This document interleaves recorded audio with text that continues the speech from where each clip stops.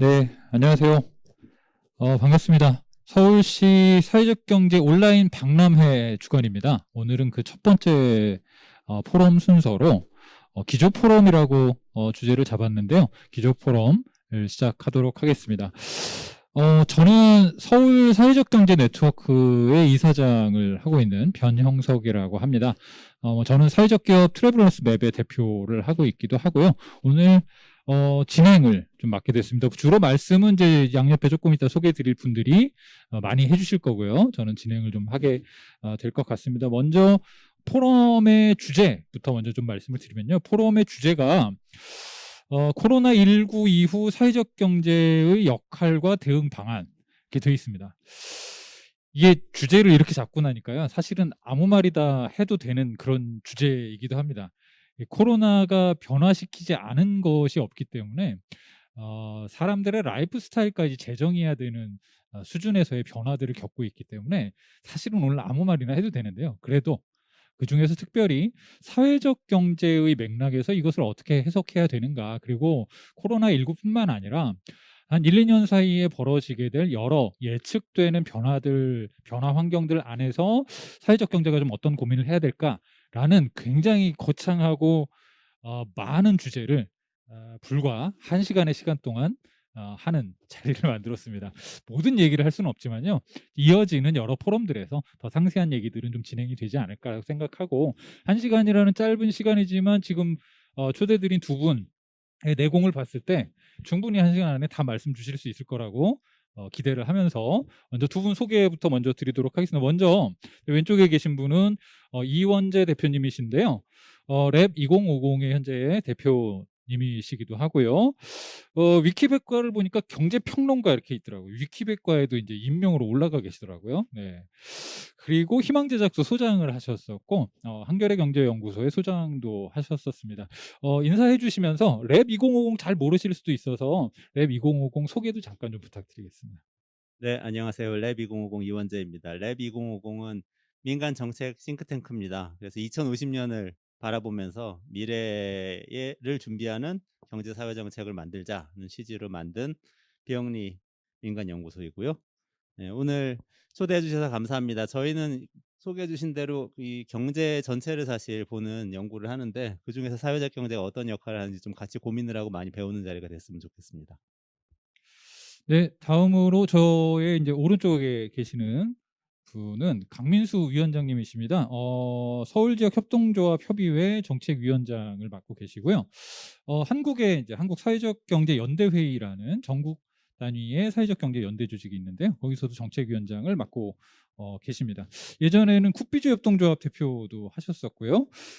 그래서 위원장님께는 뭐 인사와 더불어서 이 사회적 경제 연대 회의 어떤 조직인지 잠깐 좀 설명 부탁드리겠습니다.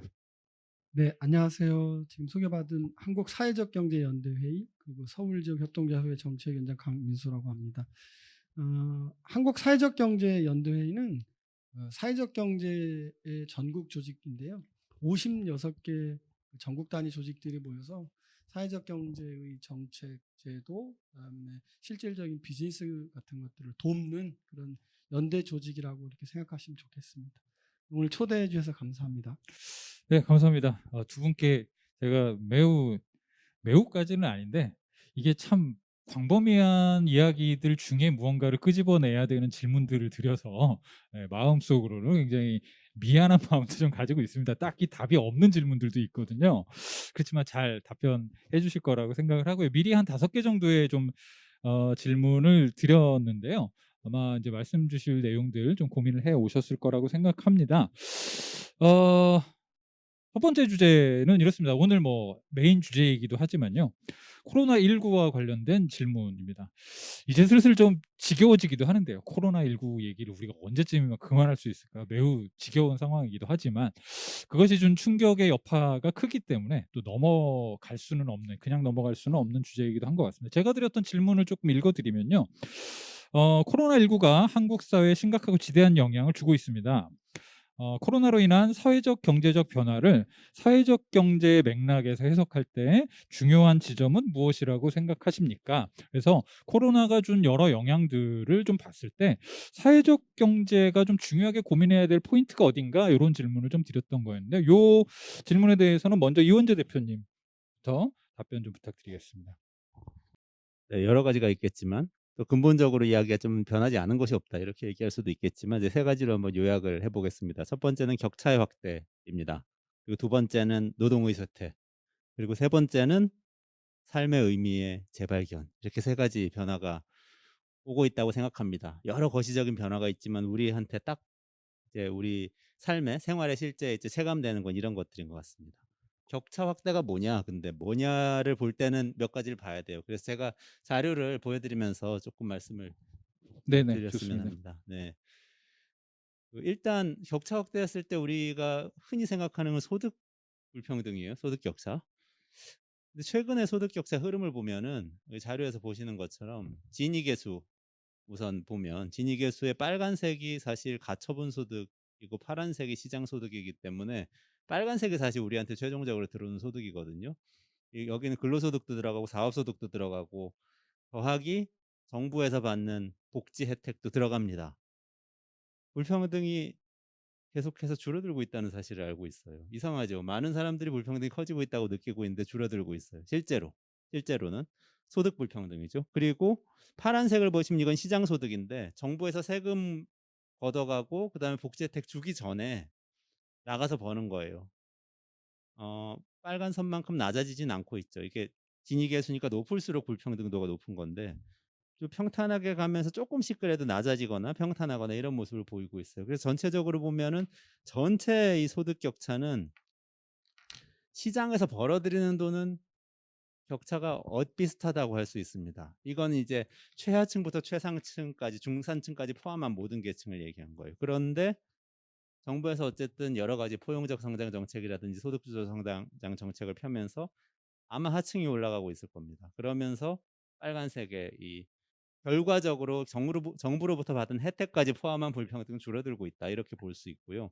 소득 5분위 배율이 이제 그 옆에 그래프에 있는데 이거 조금 다른 의미예요. 이게 전문 용어니까 좀 설명을 드리면은 최하 계층 대비 최상위 계층, 하위 20% 대비 상위 20%가 얼마나 더 벌고 있냐 이걸 보여주는 거거든요.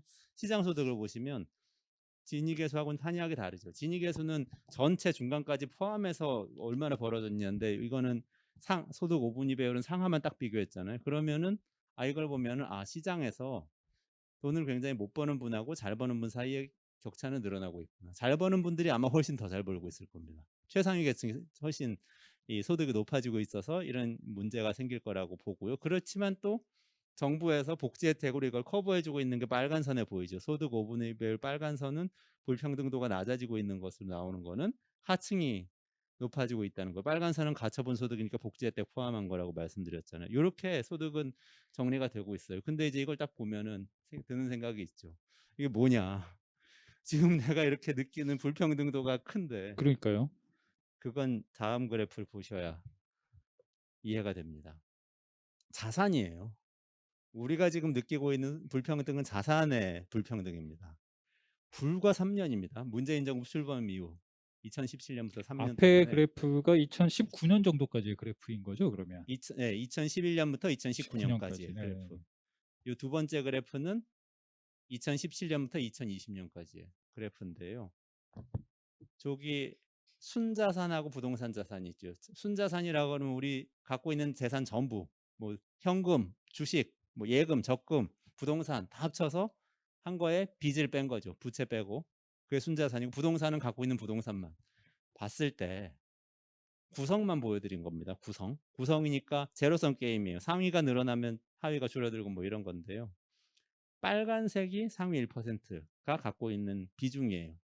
제일 옆에 있는 그 클래스 사이즈라고 되어 있는데 빨간색이 되게 얇잖아요. 되게 얇은 저게 1% 크기. 네네. 사람은 1% 저만큼인데 갖고 있는 자산은 저렇게 큰 거죠. 근데 보시면 여기 1%가 조금 움직이죠. 부동산 자산도 보시면 조금 움직이는데 네. 많이 늘거나 줄거나 하지 않아요. 3년 동안에. 상위 1%는. 근데 그 다음을 보시면은 노란색 초록색을 보시면 이게 상위 5%, 10%거든요. 눈에 띄게 네, 늘어납니다. 저기서부터는 차이가 좀 보이네요. 그렇죠. 이게 전체 구성이기 때문에 예를 들어서 1년에 1% 늘어난다거나 하는 거는 엄청나게 큰 변화예요. 1년에 1%, 10년 하면 10% 돼 버리잖아요. 그러니까 3년 동안에 자산이 상위 1%, 5%, 10%로 급격하게 몰렸고, 저 파랗게 표현되어 있는 부분이 사실 우리가 흔히 중산층이라고 부르는 부분이 저 부분이거든요. 사람들이 자꾸 상위 10%를 요즘 중산층이라고 그러는데 그게 아니고 저게 50에서 80% 사이 네네네. 급격하게 줄고 있죠. 음. 이게 격차가 늘고 있는 겁니다. 상위 계층이 자산을 독식하고 있는 거. 특히 부동산이 그 핵심이죠. 그래서 이 자산에 대해서 얘기할 때 사회적 경제하고 연결하면 무슨 이게 이 거시적인 변화가 뭐가 연결이 되냐? 집이라는 문제라고 저는 생각합니다. 네네네. 그 문제가 급격하게 사회 문제를 부상하고 있고, 그래서 저는 사회주택이라든지 주택 문제에 대한 대안을 이야기하는 사회적 경제의 대안이 반드시 고민이 필요한 정도가 아니라 사실 상당히 큰 규모의 액션이 필요한 때가 됐다. 이런 생각이 우선 제일 크게 듭니다. 그 이외에 이제 노동의 쇠퇴하고 이 삶의 의미 재발견하는 거는 이게 거울 같은 문제라서 자산 격차가 많이 나니까 근로소득에 대한 이 근로 요인이 줄어들어요, 사람들이. 그럼 근로 요인이 줄어들면서 이 일하는 땀의 의미 자체에 대한 가치가 평가절하되고 투기를 해서 버는 돈이 더 가치가 있는 것처럼 느껴지는 이런 분위기가 형성이 되고, 지난 1년 동안 우리가 많이 겪었죠. 맞습니다. 다들 좌절하고 마지막으로 그러면서 삶의 의미를 재발견하는 또 약간 이것도 미러링 거울 같은 현상인데요. 그래 그러면 뭐 일 열심히 하느니 뭐하냐, 또 코로나 때문에 나가봐야 장사도 안 되는데 나가서 뭐하냐 하면서 약간은 대안적으로 내 있는 시간을 온전히 나를 위해서 한번 써보자. 그래서 여가, 가사 돌봄 같은 무료 노동 뭐 이런 것들의 가치가 시장 아닌 곳에서 가치가 있다는 인식이 좀 늘어나고 있다. 이런 것들이 이제 큰 어떻게 보면 사회적 경제로서는 중요한 과제가 생겼고 또 중요한 기회가 생겼기도 하다. 이런 생각이 듭니다. 네, 맞습니다. 이 뭐 중요한 트렌드 변화들 중에 요즘 집 얘기가 많이 거론되더라고요. 집의 재발견 뭐 이런 취지들도 사실은 이런 변화들과 무관하지 않은, 그러니까 뭐 코로나 때문에 밖에 못 나가는 것도 있는데 다른 한편에서는 이런 큰 사회 구조적 변동이 주는 좀 효과도 있는 것 같습니다. 자, 이 부분 요 첫 번째 주제 저희 이제 강민수 위원장님한테도 좀 어떤 의견들을 좀 가지고 계신지 여쭤보도록 하겠습니다. 네, 그 이혼자의 소장님이 격차 얘기하셨으니까 격차 얘기를 사회적 경제 맥락에서 조금 하나 얘기하고, 그다음에 실제로 이제 제가 좀 준비한 얘기, 저는 코로나19가 준 사회적 경제의 맥락에서는 지역의 재발견이라고 생각하는데요. 두 가지 얘기 좀 한번 드려보겠습니다. 이혼재 선생님 말씀하셨듯이 이 격차가 굉장히 크잖아요. 뭐 자산에서의 격차. 근데 이제 그건 왜 못 느끼느냐, 앞에 그 말씀 주신 거는 그 다른 맥락으로 하면 저는 이제 정부가 바뀌었다고 생각해요. 그러니까 작은 정부에서 지금 큰 정부로 넘어온 거거든요. 그러니까 적극적인 재정을 통해서 그 이전소득 같은 것들을 보존함으로써 그 격차가 벌어진 부분들을 막고 있다, 이렇게 보입니다. 나쁜 건 아니죠. 근데 이게 사회적 경제, 이제 오늘 우리 자리가 사회적 경제니까 이 사회적 경제 맥락에서 생각하면 약간 고약한 지점이 있어요. 어떤 지점이 있냐면, 대개 이 사회적 경제의 등장이라고 하는 거는 작은 정부 또는 뭐 신자유주의와 같이 정부가 본원적 역할을 포기하는 지점에서 자기 역할들을 이렇게 크게 드러내는 지점들이 있거든요. 예를 들면 97년 IMF라고 하는 게 사회적 경제에서는 자활 운동이라고 하는 것들을 이렇게 불러냈고, 그다음에 2008년 미국발 금융 위기라고 하는 게 2012년 협동조합 기본법 같은 것들을 이렇게 불러냈죠. 그래서 되게 보면 그 자본주의 이 시장 경제의 호황하고 불황 사이에 놓고 보면 되게 이 사회적 경제는 불황기에 영향을 이렇게 키우고 또 호황기는 축성하는 이런 흐름이 굉장히 반대인 지점들이 있습니다. 29년 대공황 때 썬키스와 같은 협동조합들이 출현한 게 대표적인 사례고, 유럽의 경제 위기 때 사회적 협동조합이라고 하는 모델들이 이렇게 출현하는 70년, 80년대 이런 것들을 놓고 보면 이제 이 현재 코로나19 상황에서 가장 큰 변화는 정부가 그전 정부와는 다르게 큰 정부를 이행했다라고 하는 거. 그러면서 적극적인 재정 정책들을 하고 있는데 이게 사회적 경제에게는 조금 사회적 경제가 할 그 공간들이 조금 작아지는 지점들이 있죠. 근데 저는 이제 장기적으로 생각할 때 문제는 아니라고 생각해요. 왜 그러냐면 이런 정책이 계속 갈 이유도 없고 정부의 재정 정책만으로 모든 사회 문제를 해결할 수 없기 때문에 그런 측면에서 사회적 경제의 역할은 분명히 있다 이렇게 생각하고요. 이제 역할이 있다는 거를 조금 다른 측면에서 놓고 보면 저는 코로나19가 준 가장 큰 교훈은 지역을 재별견했다는 측면인데 처음에는 사람이 이제 이동을 못하게 하니까 일단 받아들였고요. 그 다음에 감정은 이게 뭐지? 막 힘들잖아요. 그래서 이제 제가 그 경험한 가장 큰 쇼킹한 거는 저희 큰 애인데 큰 애가 어느 날 방문 닫아놓고 뭐 이렇게 얘기를 하는 거예요. 그래서 궁금해서 이렇게 문을 열었더니 똑같은 복장으로 술을 먹고 있더라고요. 그래서 이게 뭐냐 그랬더니 랜선 술자리라는 거예요. 갈 수 없으니까 그런 방식으로도 만나는구나.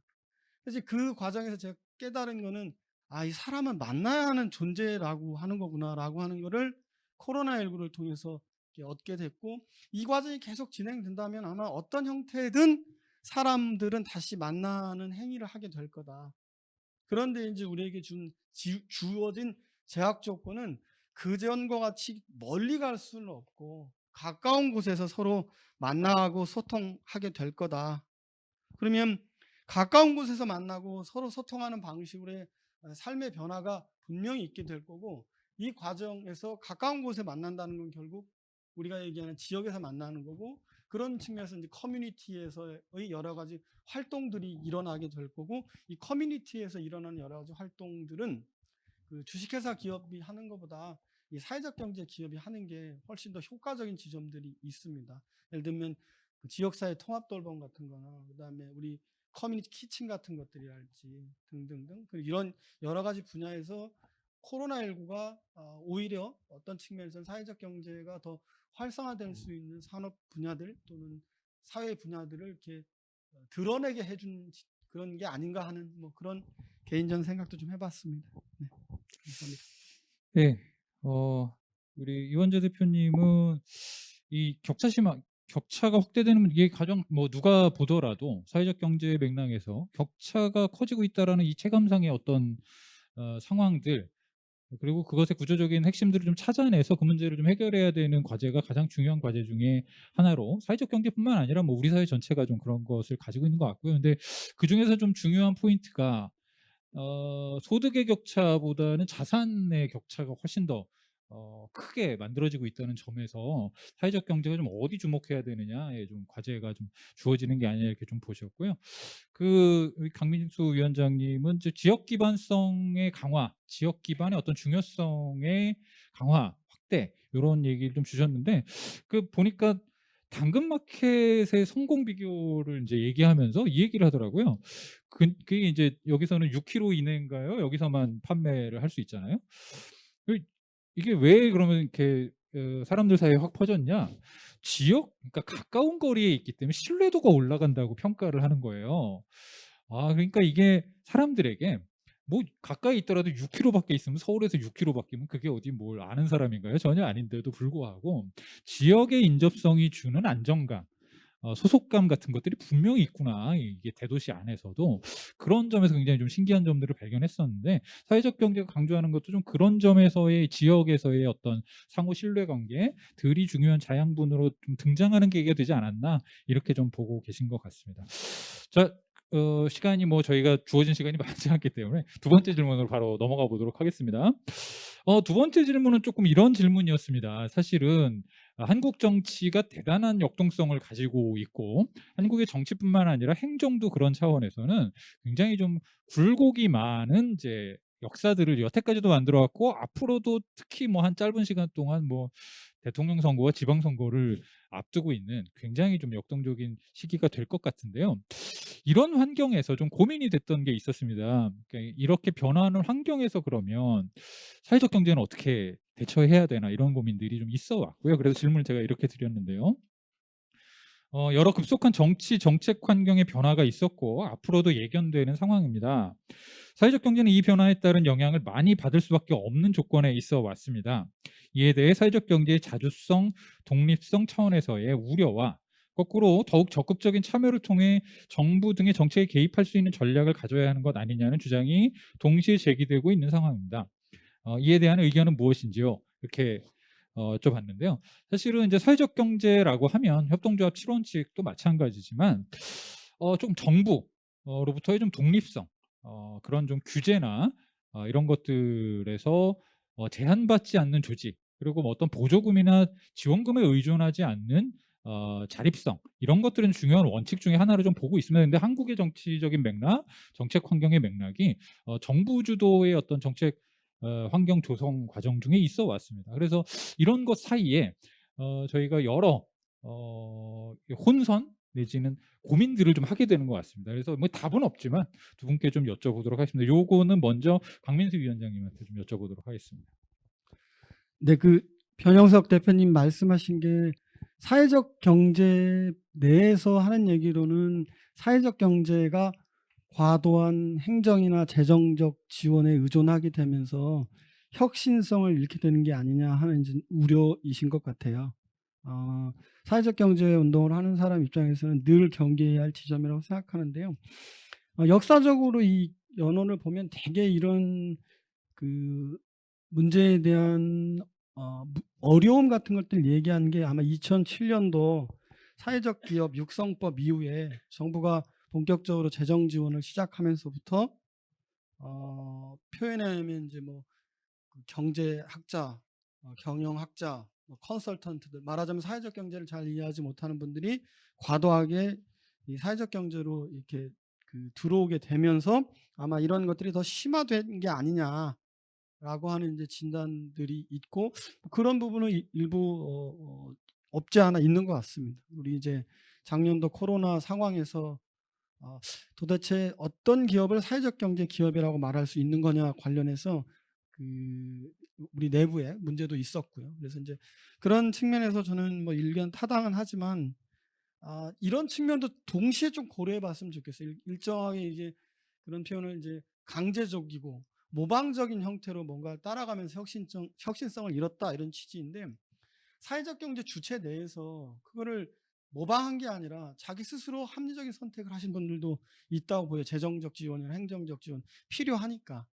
그런 측면에서 만약에 이제 우리가 그 문제가 있다라고 하는 것만 이렇게 그 들여다보고 그 스스로 그것을 선택한 사람들의 생각이 무엇인지를 들여다보지 못하면 목욕물 버리다 애 버리는 꼴 될 수 있을 것 같거든요. 그래서 그런 분들은 어떤 맥락에서 그런 일을 했는가도 한번 같이 들여다봤으면 좋겠어요. 그러니까 전자에 대한 비판은 많이 넘쳐나서 후자에 대한 것들이 어떤 교훈이 있었나, 그러니까 예를 들면 강제적이고 모방적이 아닌 측면에서 본인들 스스로 그런 합리적인 선택한 것의 교훈은 뭘까? 저 개인적으로는 이제 고백하건대 저도 이제 사회적 경제 연구를 하고 기업을 운영했던 사람으로서 이런 생각을 했었어요. 야, 나의 주장이 얼마나 그 매력적이지 않았기 때문에 사람들이 다른 사람의 얘기에 이렇게 넘어간 거냐, 이런 생각을 하게 되더라고요. 그래서 나 스스로 그 좋은 사례와 좋은 어떤 이론들을 만들어서 사람들에게 말하는 게 먼저겠다. 그래서 저는 그 과도한 행정적 재정적 지원을 말하기 전에 나 스스로 그런 데 대한 것들을 한번 돌아보는 게 훨씬 더 저한테는 굉장히 그 중요한 포인트였고요. 그런 맥락에서는 그 우리 스스로가 중요하다고 생각하는 혁신적인 그 비즈니스 모델, 사회적 경제 내에서, 그러니까 이런 게 자꾸 출현 안 하니까 사람들이 여기에 동참 못 하는 거예요. 예를 들면 없는 게 아니죠. 소상공인 문제를 해결하기 위한 협동조합 프랜차이즈 문제, 잠깐 우리 당근마켓 얘기했는데 그런 IT 플랫폼을 기반으로 한 사회적 경제의 그 출현, 이런 게 못할 이유도 있고 안 될 이유도 없는 거죠. 근데 그런 혁신적인, 그리고 또 다른 한편에서는 대중적인 사회적 경제의 그 모델, 이런 것들이 왜 출현하지 못했는지를 조금 더 깊이 있게 들여다보고 그런 활동들에 대해서는 정부가 조금 더 적극적으로 정책적 지원을 해야 된다고 생각해요. 그러면 플랫폼 같은 경우에는 막대한 비용이 발생하는 거니까 그런 측면에서 저는 우리를 들여다보는 게 조금 필요하겠다 하는 생각 하나가 있고, 그다음에 행정적 재정적 지원이라고 하는 것도 필요한데 그것은 우리가 어떤 것을 할 것인지를 명확하게 하고 그것에 대해서 정부의 지원이 같이 따라오면 더 좋겠다 하는 그런 좀 아쉬움 또는 바람 같이 있습니다. 네. 예, 이게 아마도 이제 기존에 좀 진행됐던 방식들이 이제 조금 모든 조직들이 그랬던 건 아니지만 모든 조직과 모든 사업이 그랬던 건 아니지만 조금 좀 제도화된 방식, 좀 고정된 방식으로 좀 양산하는 것에 대한 우려들을 저희도 가지고 있었고 밖에서 보는 분들도 이제 그런 시선들을 가지고 있어서 문제는 뭔가 뭐 행정과 협력해서 행정의 지원을 통해서 무언가를 하는 것 자체가 아니라 사회적 경제가 좀 사회를 선도하는 어떤 새로운 방식들을 제안하고 그것의 결과로서 좀 확장과 협력들이 일어나면 좋지 않을까라는 좀 의견을 좀 주신 것 같습니다. 다음으로는 우리 이원재 대표님께도 같은 질문 좀 드리도록 하겠습니다. 그래서 저는 두 가지 차원의 이슈가 있는 것 같아요. 하나는 지금 말씀하신 정부 정책이 사회적 경제 조직들에게 어떤 영향을 끼치는가, 그게 지원 정책이 좋은 방식인지, 그걸 받으면 뭐 이렇게 오염되는 건 아닌지, 경직적이 되는 건 아닌지, 뭐 이런 차원의 좀 수동적으로 정책을 바라보는 문제 이슈가 하나 있고, 거꾸로 세상에 여러 정책 논쟁이 있는데 사회적 경제 입장에서 볼 때 지원 정책만이 아니고 복지 정책, 경제 정책, 산업 정책 이것들에 대해서 우리도 입장을 가져야 되는 거야. 지원 정책만 중요한 건가 아니면은 더 이런 큰 틀의 사회 변화에 대해서도 우리도 고민하고 발언해야 되는 건가? 이 두 가지 차원이 있는 것 같아요. 첫 번째 거부터 순서대로 제 의견을 말씀드리겠습니다. 첫 번째는 저는 그냥 이 말씀을 드리고 싶어요. 예를 들면 수소경제 추진 계획을 정부에서 2019년에 발표를 하고 막대한 지원 정책을 지금 쓰고 있는 거죠. 지금 뭐 사회적 경제 지원하는 예산하고는 상대도 되지 않는 예산이 뭐 자동차, 뭐 화학, 뭐 이런 철강 이런 데 투입되고 있는 거죠. 직간접적으로. 예를 들면 뭐 수소 충전소 정부 보조금을 지어주면 그거는 수소차를 지원하는 거예요. 그리고 수소차 판매하는 기업한테 지원금이 가는 거고 그게 몇천억 한 건만 해도 몇천억 원 되고 이렇게 되는 거죠. 자동차 보조금 뭐 이런 것도 있고 철강 회사 설비 바꾸는데 지원금 뭐 융자 들어가는 거 이런 것들을 생각해 보면 이것하고 예를 들면 중소기업 지원을 한번 생각해 보세요. 중소기업 지원은 이런 식이 아니거든요. 아까 강민수 위원장님께서 말씀하신 어떤 문제에 대한 지원이란 게 수소경제 지원 예컨대 친환경 뭐 그 산업에 대한 지원 이런 것이고 중소기업 지원 이제 기업을 이렇게 살아남게 지원을 해줘요. 어떻게 보면 사회적 경제 지원 틀이 지금까지 중소기업 지원 틀 안에 저는 있다고 생각을 합니다. 중소기업 지원의 아주 작은 버전. 그렇죠. 중소기업보다 규모도 작지만 방식이나 이런 것들도 굉장히 열악하게 사실 그렇죠. 돼 있는 네. 지원 제도이기도 하죠. 그렇죠. 그러니까 간신히 살아남게 해주는 이런 죽지 않게 해주는 그런 지원 제도죠. 그래서 저는 강민수 위원장님하고 딱 의견이 일치하는 부분은 이런 거예요. 이게 지원을 받는지 안 받는지 이런 게 중요한 게 아니고요. 애초에 근본적인 취지를 생각해 봐야 되는데 사회적 경제가 나온 이유는 기존의 경제는 경제 문제를 해결하는 과정에서 사회 문제를 더 많이 만들어내는 경제 조직들이었다.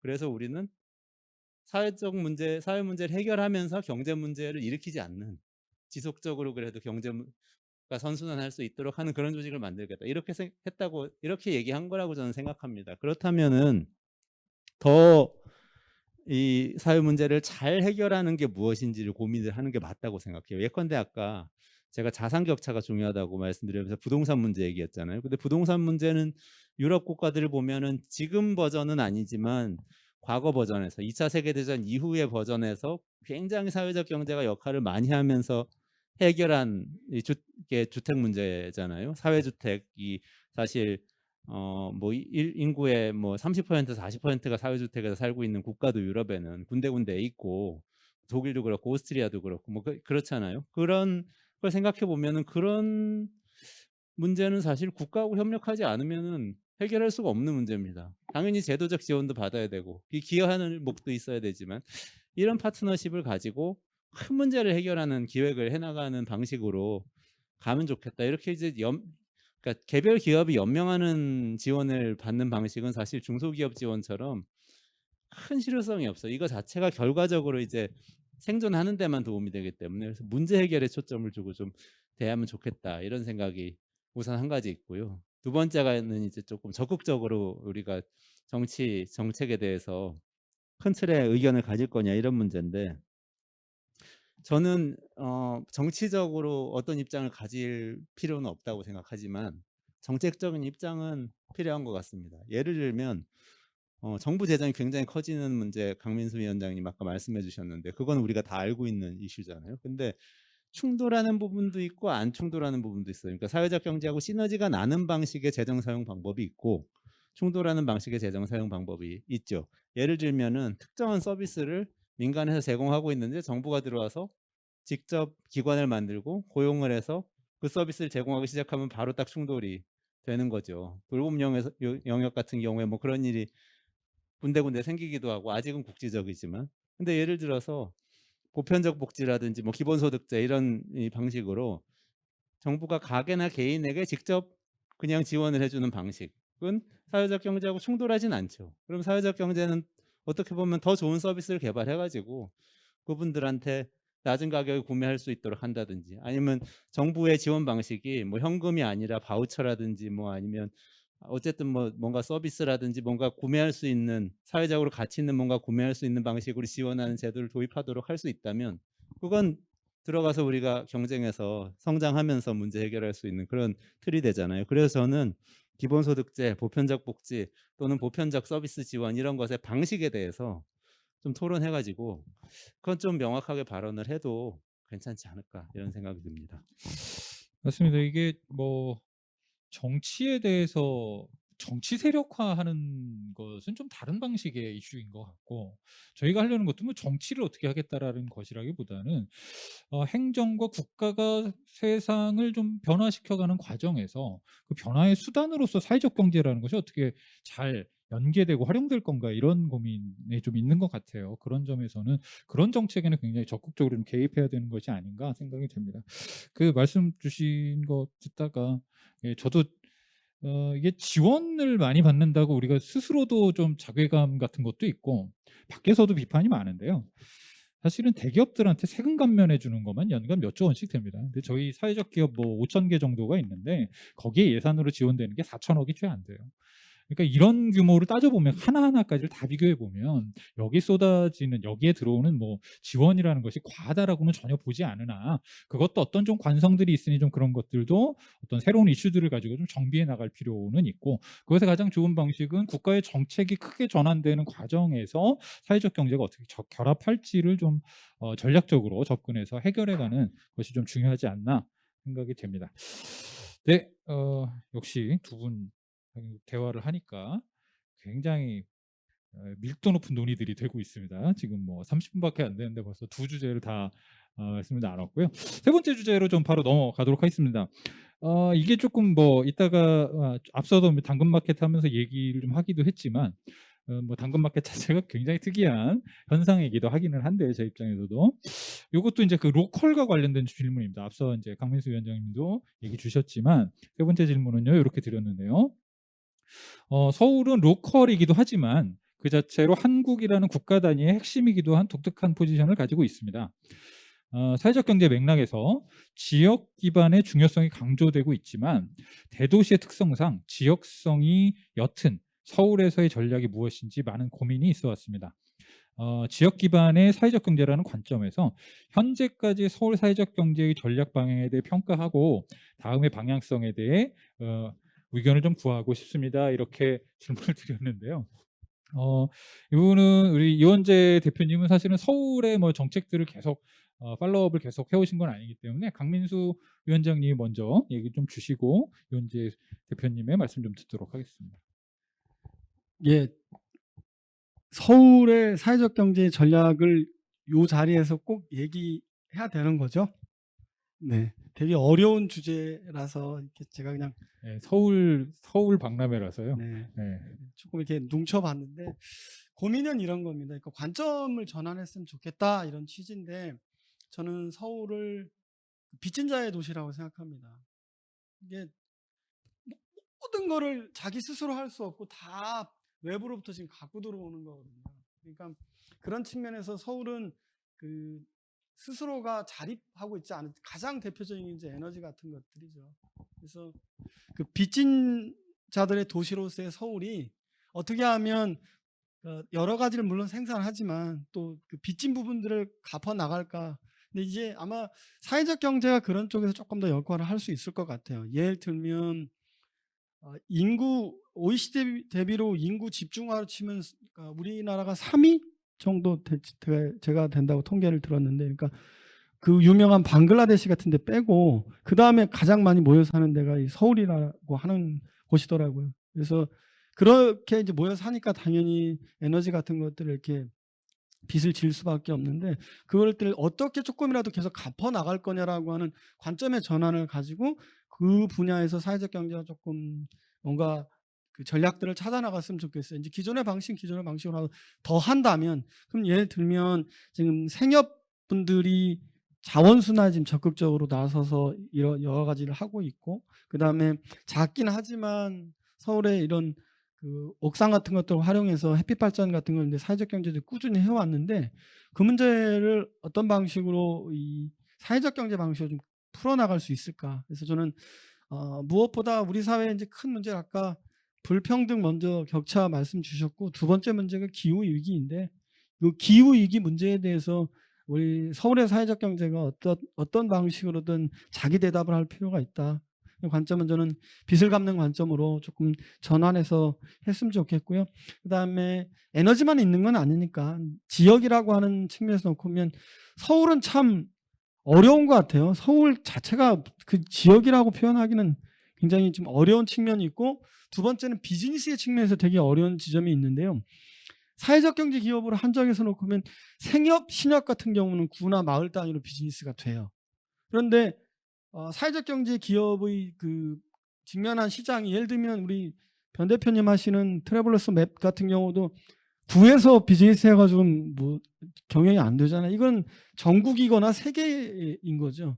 이렇게 이제 직면해 있기 때문에 조금 전략은 투트랙 전략이 필요할 것 같아요. 그 지역 사회에서 모델을 적극적으로 개발하는 부분들은 개발을 하는 방식으로, 예를 들면 그런 형태로 이제 가능한 게 지역 단위 에너지 문제 말씀드렸고, 그다음에 제가 생각하는 건 아까 우리 말씀 주신 주택 같은 거, 사회주택, 사회적 주택이라고 표현하는 부분들, 이런 부분들도 충분히 서울 내에서 정책을 바꾸면 우리가 한번 그 해볼 수 있는 분야가 아닌가 싶고요.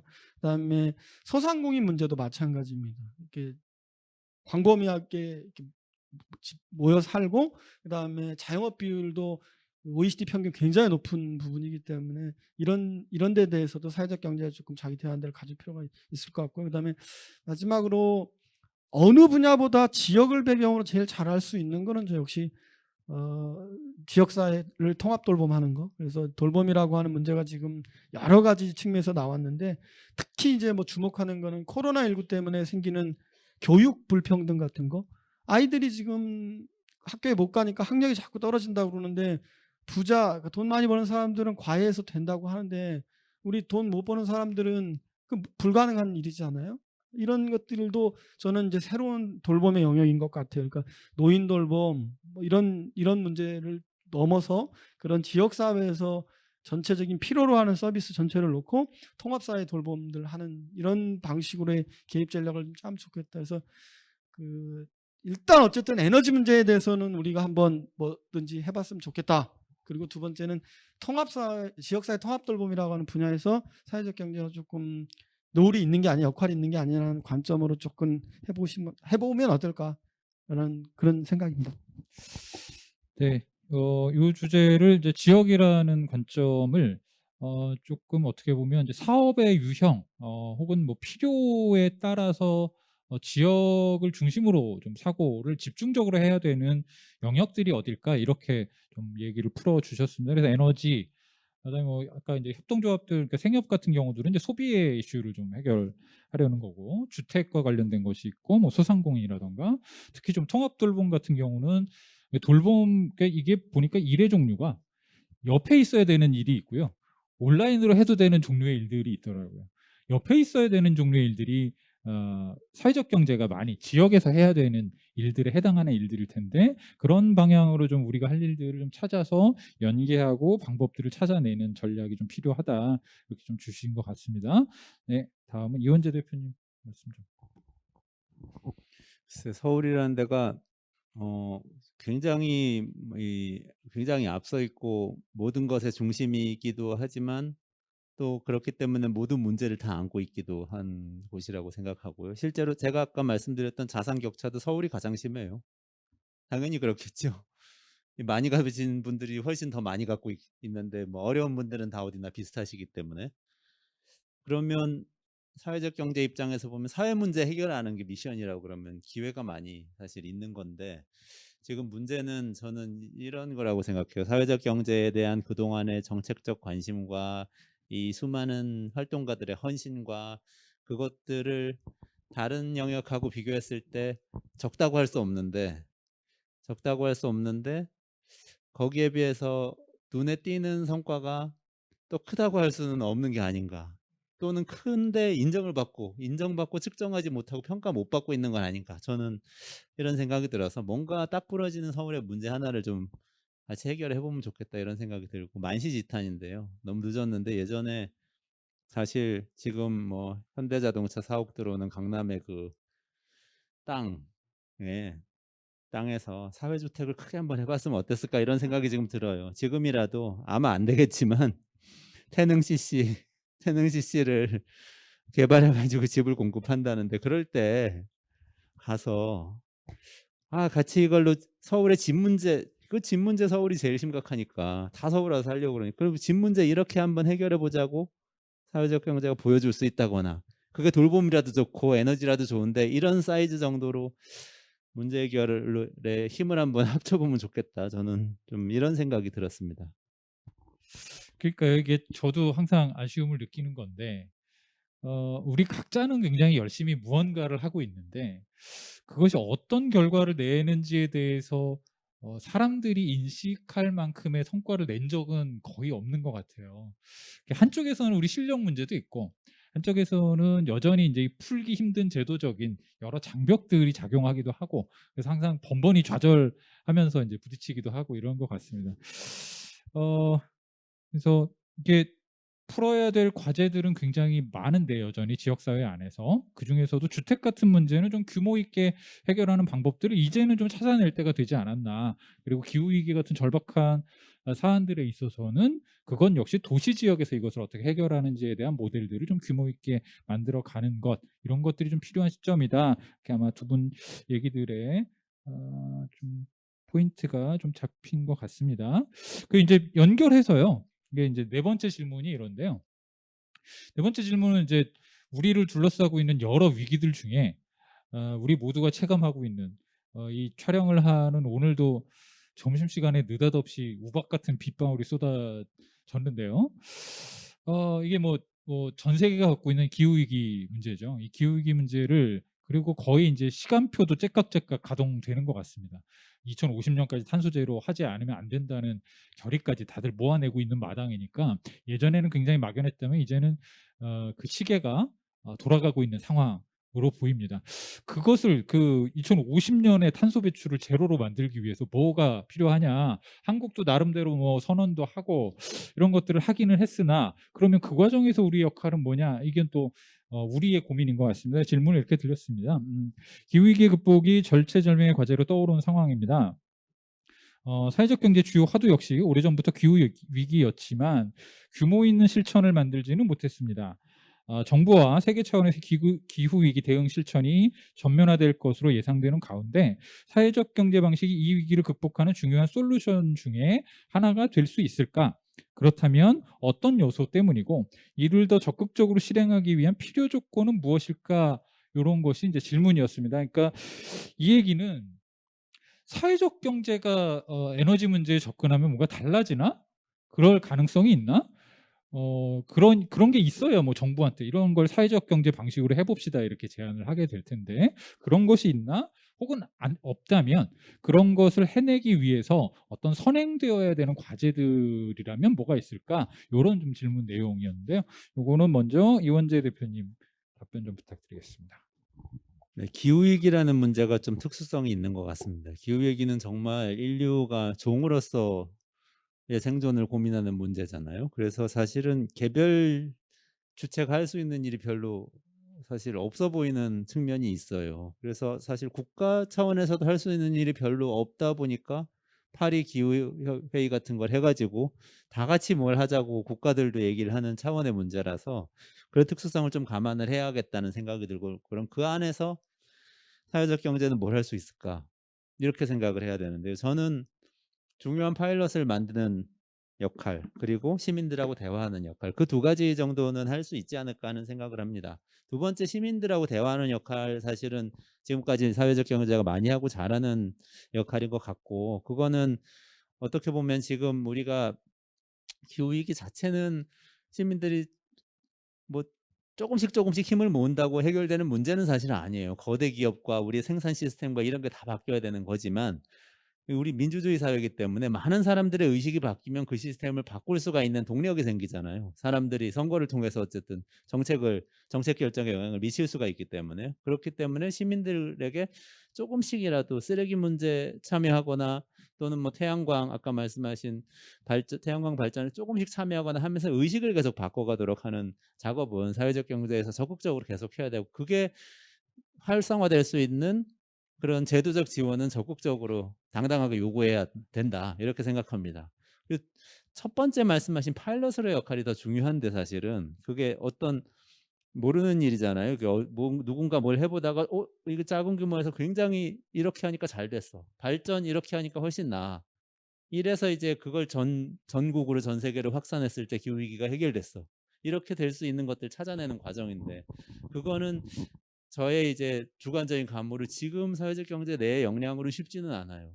근데 적극적으로 협업을 해야 될 것 같습니다. 그 미션을 딱 명확하게 하면 그래도 기술을 가진 빌 게이츠를 영입하든지 뭐 빌 게이츠의 돈과 뭐 일론 머스크의 배짱을 영입하든지 뭘 하든지 해서 뭔가를 들여와서 협업하면서, 기술자 과학자들과 협업하면서 실험할 수 있는 그 랩 같은, 실험실 같은 역할을 좀 해볼 수 있을 것 같습니다. 그러니까요. 이게 참 내적 역량만 가지고는 좀 어렵지만 사실은 저희 이제 만나 보면 대표님들의 이 아이디어들, 이 안에 있는 뭐 청년들을 포함한 사람들의 아이디어들은 막 이렇게 밖으로 향하고 있는데 그걸 우리 안에서 다 어떻게 보면 도와주고 만들어주지 못하는 한계들도 또 있는 것 같아요. 이럴수록 더 적극적으로 좀 연계하는 방안들이 필요하지 않나라고 생각이 되고요. 그 저도 이제 그린 뉴딜 같은 정책들을 보면서 가장 좀 답답한 지점들이 아까 이제 두 번째 시민을 얘기하셨는데 그 정책 안에 개별의 시민들이 뭘 해야 되는지에 대한 메시지가 전혀 없더라고요. 그린 뉴딜 안에. 그러니까 문제다, 위기다 정의를 하고 그래서 정부가 뭘 짓고 정부가 뭘 짓고 정부가 뭘 하고가 있지 시민들이 스스로 이 문제들을 어떻게 삶의 방식부터 해서 변화시켜 내야 되는지를 촉진하는 그런 종류의 일들이 전혀 없더라고요. 그런 점에서 그럼 이제 사회적 경제 맥락에서 보면 우리는 뭘 하라는 거지? 뭘 할 수 있을까? 이렇게 되는 측면들도 또 있더라고요. 그래서 그런 부분들까지 포함해서 우리 강민수 위원장님 좀 말씀 네네. 부탁드릴게요. 저는 사회적 경제는 기후위기 극복에 있어 큰 자산이 있다고 생각해요. 어떤 게 있냐면 우리 생협이 100만 가구예요. 그래서 그 당장 캠페인만 해도 예를 들면 100만 가구에 그 태양광 발전 하나씩만 해도 100만 가구에 보급할 수 있거든요. 근데 좋은 게 생협분들이 그 이제 다른 분들보다 이런 기후나 생태에 대해 민감하신 부분들이 있으세요. 그래서 이런 것들이 정책으로만 결합되면 의지의 문제라고 저는 보이거든요. 정책으로만 결합되면 충분히 할 수 있는 영역이 있는 게 아니냐. 이제 이게 우리뿐만 아니라 이런 이제 기후 위기는 전 세계적인 이슈니까 그럼 이런 문제를 어떤 사회적 경제나 협동조합 방식으로 푸는 데가 있냐? 그럼 사례가 있으면 더 좋잖아요. 일단 저는 사회적 경제는 자산이 있다고 보고, 그다음 두 번째는 사례가 있는 독일 같은 사례들이 지금 그렇죠. 독일이 재생에너지의 상당한 부분을 지금 협동조합 부분이 담당해주고 있거든요. 그래서 이렇게 지금 말씀하신 시민의 참여 또는 조합원의 참여가 일어나면 저는 이제 산업 분야로도 이게 확산이 가능하다고 생각해요. 어떤 부분이 있냐면 깨어있는 소비자가 주장을 하기 시작하면 알리백하게 되는 거잖아요. 그거는 기업이 무슨 이윤을 목적으로 해서 그런 측면도 있을 수 있으나 기업이라고 하는 것도 사회 속에 있는 거니까 사회의 변화를 적극적으로 수용하지 않는 기업이 오래 갈 수 없다라고 하는 거를 기업 스스로도 느끼고 그래서 알리백도 하고 심지어는 뭐 욕을 먹긴 하지만 ESG 같은 경영으로도 나아가는 거는 이런 압력들이 다 작용하기 때문에 사회의 변화들이 있다고 생각하는데 그런 촉발을 어디서 할 수 있냐? 전 사회적 경제가 충분히 그런 자산을 갖고 있는 게 아니냐라고 해서 제 개인적으로는 생협 100만 가구의 그 재생에너지 보급 운동 이런 캠페인들을 해 나갔으면 좋겠다. 그리고 작지만 그 자원 순환을 위한 그 자원 순환 재활용 공장 같은 걸 지금 가동하기 시작했거든요. 그래서 병으로 지금 우유팩 같은 것들을 병으로 지금 바꾸고 있어 팩을요. 이런 것들이 조금씩 해 나가면 변화들이 있지 않을까. 근데 이제 이런 얘기들을 하면 이런 얘기를 하시는 분들이 있더라고요. 사람을 좀 무력하게 하는 건데 야 그 티끌모아 티끌이지. 솔직히 저 충남에 있는 화력발전소 하나 없애는 게 더 큰 거 아니냐 이런 얘기를 할 수 있겠더라고요. 근데 제 생각에는 낭중지출할까? 뭐 열심히 이렇게 하다 보면 스면하고 그래서 그게 우리 사회의 변화를 이끌어 나가는 그 작은 마중물이 되지 않을까. 그런 측면에서 실험이라는 표현을 주신 것 같고 다 다르지 않다고 생각합니다. 그래서 그런 자산이 이미 있는 게 아닌가라고 하는 생각을 하고 우리가 충분히 할 수 있는 지점이 있다라고 말씀드리고 싶어요. 그러니까요. 이게 사실은 앞으로의 문제 해결 방식이라는 게 무슨 거대 기업을 만들고 거대 시설을 만들어서 문제 해결을 해가는 방식이 아닌 방식으로 사회 전체가 이제 진화해 가고 있는데 여전히 무언가를 행한다는 것 그리고 어떤 문제를 해결하는 방식은 대단히 중앙 집중적인 방식으로 되어지고 있어서 이것을 좀 큰 틀에서는 해소하기도 해야 되지만 만약에 그런 방식이라면 말하자면 전 국민이 에너지를 생산하는 시대가 온다면 그것을 운영하는 조직은 사실 협동조합과 막 같은 모델 말고는 없거든요. 이게 사회적 경제가 운영하는 어떤 경제 원리 안에서 작동해야 되는데 이게 큰 틀에서의 사고 전환이 그렇게 되지 않다 보니까 자꾸 뭔가 큰 것이 아닌 것을 별 의미 없는 것처럼 생각하는 경향들이 우리 안에도 좀 생기는 것 같습니다. 그런 점에서의 고민들을 말씀 주셨습니다. 이제 시간이 10분도 채 남지 않았는데 그래도요 4가지 질문에 답변을 주셨고 마지막 하나 질문이 나왔습니다. 코로나하고 아무 상관이 없는 주제이기도 한데요. 저희 거의 한 10년째 지금 주장하고 있는 것이기도 한데 사회적 경제 기본법 제정을 코앞에 뒀다라는 얘기만 10년째 한 것 같아요 지금. 지금도 진짜 코앞에 둔 것처럼 우리는 얘기를 하고 있고 얼마 전에 공청회도 좀 있었습니다. 그래서 이것과 관련된 질문을 마지막으로 좀 드리는데요. 사회적 경제 기본법이 아직도 국회에서 논의 중이다. 재정 전망에 대해서 얘기한다면 그리고 기본법이 제정되지 않을 경우 사회적 경제는 어떤 대안적 방안을 가져야 할까? 이제는 플랜 B를 준비해야 될 때는 아닐까? 다소 조금 도발적인 고민이기도 합니다. 그래서 요거는 먼저 가장 이걸 잘 진행되는 과정들을 좀 알고 계시는 강민수 위원장님께 먼저 답변 부탁드리겠습니다. 개인적으로 이 사회적 경제 기본법에 대해서 19대 국회부터 계속 추적해 왔는데 19대, 20대, 21대 지금 3개의 국회에 걸쳐서 이 법이 계속 발의됐고요. 그다음에 19대에서도 공청회가 있었고 그다음에 20대에서도 입법 공청회가 있었고 지금 21대에도 입법 공청회가 있었습니다. 그러니까 재정법이기 때문에 이제 공청회를 꾸준히 주장을 해 왔고요. 그래서 이제 공청회를 했습니다. 그러면 공청회를 한다는 거는 이 법안이 필요한지 어떤 문제가 있는지를 공개적으로 청해 듣는 거잖아요. 그래서 여러분 진술인들이 출석을 하셨고요. 근데 이제 그 자료를 19대, 20대, 21대까지 제가 다 이렇게 모니터링을 해보니까 진술인 중에 명시적으로 사회적 경제가 필요 없다라고 하신 분은 아무도 없어요. 말하자면 사회적 경제 기본법은 필요하다. 왜 그러냐면 아까 얘기한 우리가 이제 사회가 변화하면서 또 발전하면서 아니면 또 진화해 가면서 여러 가지 문제가 발생하기 때문에 그 사회 문제 해결자로서의 사회적 경제의 역할을 정부가 이미 인정하고 있고 정부도 이미 인정하고 있는 지점이고 그래서 그것을 연구해 왔던 뭐 학자, 현장, 심지어 그 국회의원들 포함한 그 정치인 모두도 이 문제에 대해서 동의를 하셨어요. 이건 여야가 없는 게 예를 들면 19대 때는 그 당시 여당이었던 그 새누리당 이쪽에서 법안을 제안하실지 유승민 의원 말하자면 여야를 구분하지 않고 다 이 법을 제안하셨었기 때문에 이 문제에 대해서는 사실 저는 개인적으로는 쟁점이 없다. 그럼 두 번째 남는 문제는 그럼 왜 법안이 처리가 안 되느냐? 이게 그 의문입니다. 두 가지 가능성인데요. 첫 번째는 여당이 열심히 일을 하지 않을 가능성. 합리적인 의심이고요. 두 번째, 야당이 반대를 위한 반대를 하고 있다는 생각. 이것도 합리적인 의심인 것 같아요. 이제 남는 문제는 그러면 우리가 플랜 B를 말할 게 아니라 죽자 사자 이 사회적 경제 주체들이 이게 필요하다고 말하고 재정운동에 나서야 될 것 같아요. 작년 말에 여러 가지 입법 청원 운동들을 했었고요. 성명도 발표하고 뭐 안 되면 뭐 우리 이 아드보카시 하는 조직 특성상 뭐 길거리로 나가야죠. 뭐 왜 그러냐?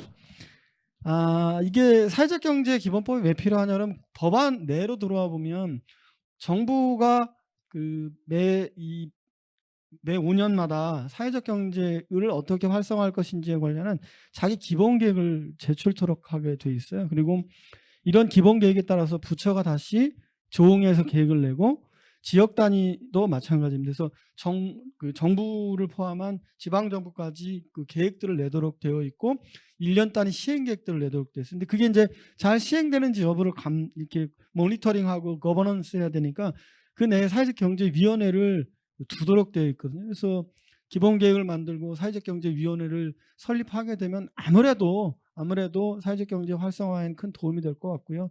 그다음에 조례만 가지고는 안 되는 지점들이 있더라고요. 왜냐하면 지방 정부의 권력이 바뀌게 되면 그런 측면에서는 이제 조례가 가지는 한계도 있기 때문에 그리고 공무원 만나서 늘 듣는 핑계 중에 하나가 공무원은 꼭 두 가지 핑계를 하시더라고요. 하나는 레퍼런스가 없다.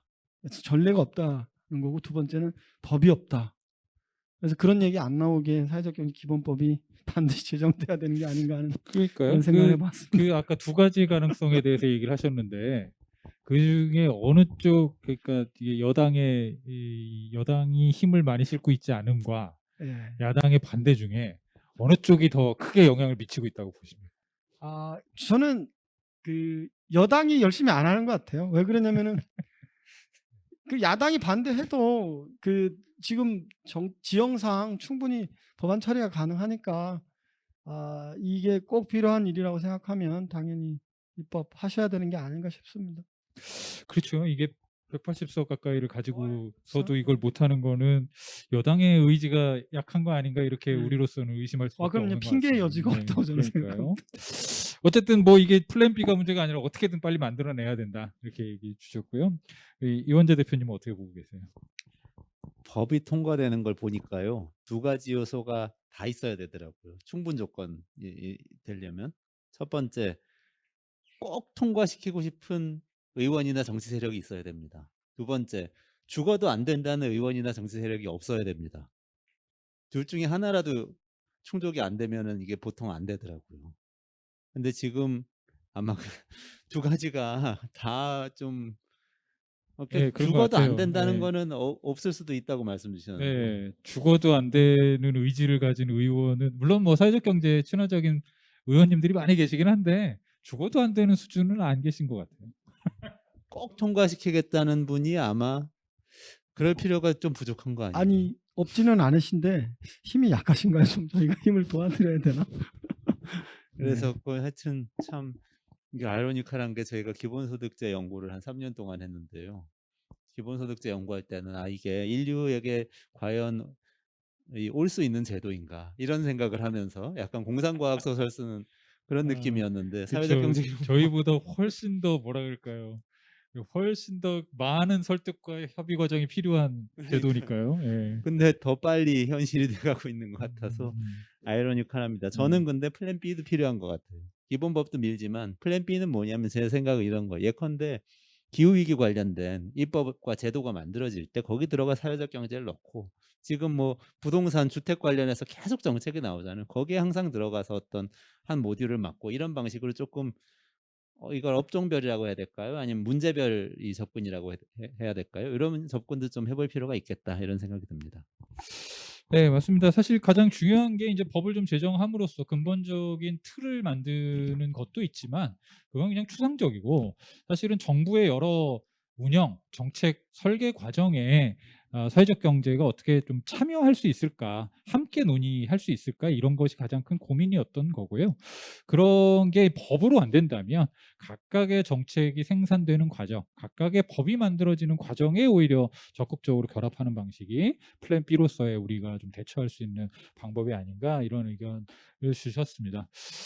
네, 거의 이제 맞춤 시간으로 이제 시간이 딱 됐습니다. 역시 훌륭한 두 분의 패널들과 함께 포럼을 진행했기 때문에 마무리를 할 수 있었던 것 같습니다.